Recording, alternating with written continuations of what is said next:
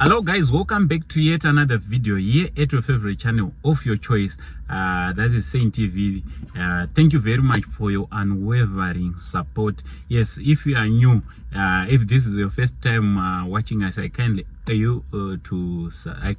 ask you to subscribe, turn on your notification bell so that every time we upload a video you'll be notified. Also, don't forget to follow us on our Facebook page, that is Saint TV, and also on our IG account Saint TV official, TikTok account Uncle Saint.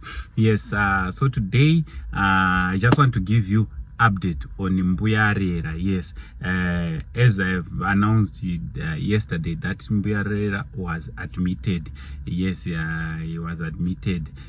So kutotaura kunoku is in hospital. So ndaenda ndikanovaona, tinoda kutenda Mwari nekuti zvandakaona vari nezuro nezvandavaona vari nhasi, unotoona kuti chiso chachinja. Handiti tida kutenda Mwari nekuda kwebasa guru ravari kubata. Also, I just want to thank all my socialites, all my celebrities who have been visiting him. Handiti ndichida kungokurudzira kuti patinoona murwere, handiti hatingoende chifamba vanhu vaMwari. Handiti hatingoende chifamba, tinofana kuenda kuti akabata something, kuvabvunza kuti munoda chi, kana kutosiya mari chaiko chaiko, hazvina futi kudi, hazvina kuipa. Handiti ndichida kutenda zvakare. Once again, I just want to say thank you to Dr. Tatenda for helping our brother, right? For helping my uncle. Avava ndisekuru vangu, handiti mweradziva, inini mai vangu mweradziva, so avava mweradziva, so he is my uncle. So ndichida kungokurudzira zvakare kuti kune vese vane zvaroda kuitira Mbuyarera, the big Sam, handiti zvamunokwanisa kuita, munokwanisa kuvabata panhamba dzavo, ndo dzimwe chete zvakare dzeiko cash. Kana uchida kuvasapota ne mari kuti vawanewo drink vari muchipatara, kuti vawanewo medication, ayo unokwanisa kuvadi kuvabata panhamba dziri apo. So vari kubatikana, saka musaite makoza asina basa. Handiti musaite makoza asina basa rea necessary. Kana usina chauri kuda kubatsa nacho pafoni, uri kuda kungoita prayer, chingoita prayer uri kwauri, hazvina kudi, hazvina kuipa. Also, I just want to say thank you to kuna Maititi. Handiti Maititi, murandakadzi, my dear sister, thank you very much nekukumbira kwamaita Prophet kuda kwashe Jose kuti vange vari vanoenda kunonamatira Big Sam. Handiti pandasvika pa visit ndasvikirana nemuprofita.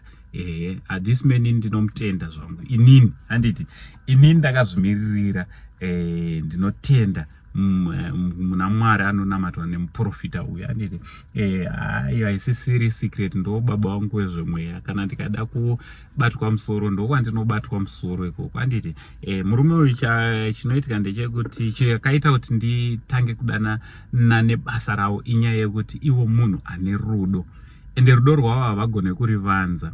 Munhu ane rudo, munhu ari humble. Prophet vane over pamaservices avo vanopinza vanhu over 10,000, but zvakadaro 10,000 vanhu, ma-individuals vanhu, but zvakadaro vanongoramba vari humble, vanongoramba vachizvininipisa. Ukamira navo unatsonzwa kuti murume uyu anozvininipisa, uyezve simba raMwari uchitorinzwa zvakare kuti the power of God rinaye murume uyu. Handiti ndakatodzidza kutoti ukaona munhu waMwari wechokwadi kazhinji anointing inodzidzisa munhu chekutotanga kuva humble. Handiti love ndo chimwe chezvibereko cheanointing. Handiti ukaona mufundisi wako asingazvininipise, asina rudo, amenoti anointing ikupi. Sorry, so thank you so much my prophet kuda kwashe Jose nekunonamatira Big Sam. So ndasvika nevakanonamata zveshua, neno ndanga ndichitohwawo, pandachitohwawo ndatohwawo kutorerukirwa. Handiti nekuda kweprayer munhu waMwari ichiitirwa Big Sam, inini ndanga ndichitohwawo kutoti healing iri pano panzvimbo. Handiti for those who want to kuzoenda kuma services kwao, inini sangosei ndika mai manje apo ndiri kuronga kuenda kuma-services ikoko. So if you want to join me, unogona kuti ndotadza kuzosvika padhuze, aiwa unongondibata tomboenda tese tonoitirwa zvakanaka tiri kukereke kunotungamirwa naProfet kuda kwashe Jose. Anditi chimwe futi chandoda kutaura, aiwa ngatirambe tichinamatira Big Sam mbuya Rera kuti vadzoke mumastreets vazotindatena vachiita comedy ravo nemagrazi avo neheti yavo.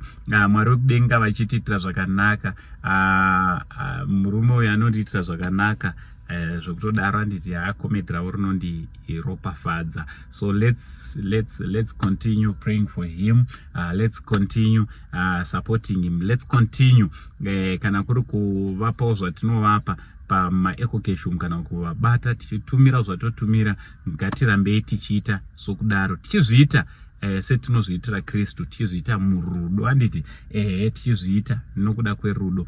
Aiwa ndinoda kutendai maoko avo ndakomberai maoko. Thank you so much for your unwavering support. Thank you so much. Pana umwe waita vanenge vachitaura zviri negative, comments ari negative tikamaona isi tunoseka. So ukakomenta zviri negative uri kungoda ungosekwa, unoda ungoita chiseko.